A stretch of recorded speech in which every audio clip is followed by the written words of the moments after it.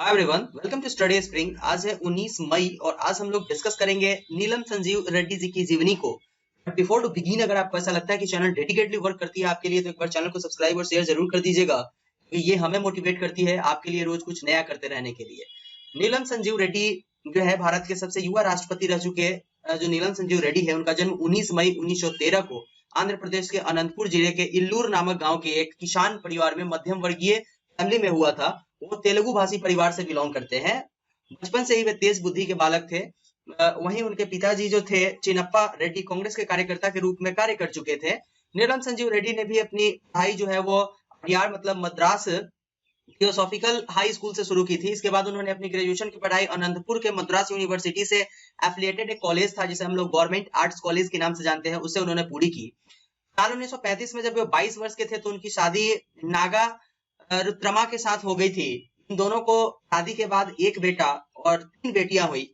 इसके बाद देखेंगे हम लोग नीलम संजीव रेड्डी जी ने विद्यार्थी जीवन में ही एक सफल सत्याग्रह किया था और इसके साथ उन्होंने महात्मा गांधी के साथ भारत छोड़ो आंदोलन में भी अपनी महत्वपूर्ण भूमिका निभाई थी। लेकिन 1929 में जब महात्मा गांधी ने अनंतपुर का दौरा किया था तो वे महात्मा गांधी से इतने प्रभावित हुए थे कि उन्होंने अपनी पढ़ाई बीच में छोड़ दी और महात्मा गांधी का समर्थन उन्होंने आजादी की लड़ाई में करना शुरू कर दिया था। नीलम संजीव रेड्डी सन 1940 से 1945 तक करीब 5 वर्ष तक जेल में रहे थे।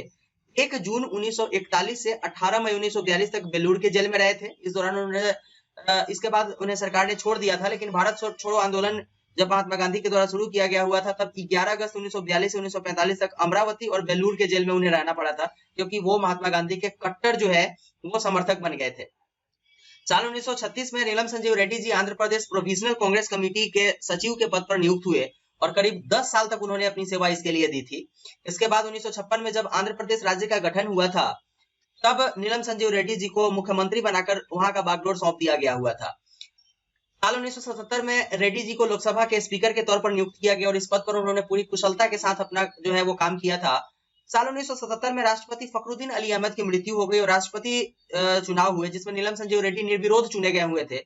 वो सबसे कम उम्र में राष्ट्रपति बनने वाले देश के पहले युवा राष्ट्रपति थे। इस दौरान उनकी उम्र केवल 65 साल थी।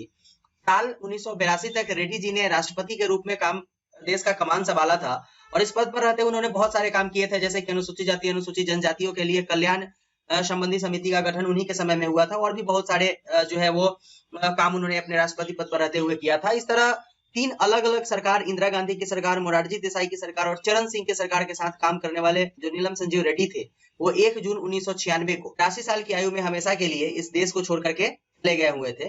ये बहुत इंपॉर्टेंट है आपके लिए। और हमारे जो नीलम संजीव रेड्डी थे वो भारत के 6ठे राष्ट्रपति बने हुए थे और उन्होंने एक राजनेता और प्रशासक के रूप में जो है वो इस तरीके से अपने देश की सेवा की थी कि उन्हें आज भी याद किया जाता है। और रेड्डी जी ने बचपन से ही स्वतंत्रता की लड़ाई में भाग लेना शुरू कर दिया था। तो ये हमारे देश के 6ठे राष्ट्रपति नीलम संजीव रेड्डी जी की जीवनी थी। अगर आपको इनके जीवनी से कुछ सीखने को मिला तो चैनल को सब्सक्राइब और शेयर कर लीजिएगा, क्योंकि ये हमें मोटिवेट करती है आपके लिए रोज कुछ नया करते रहने के लिए।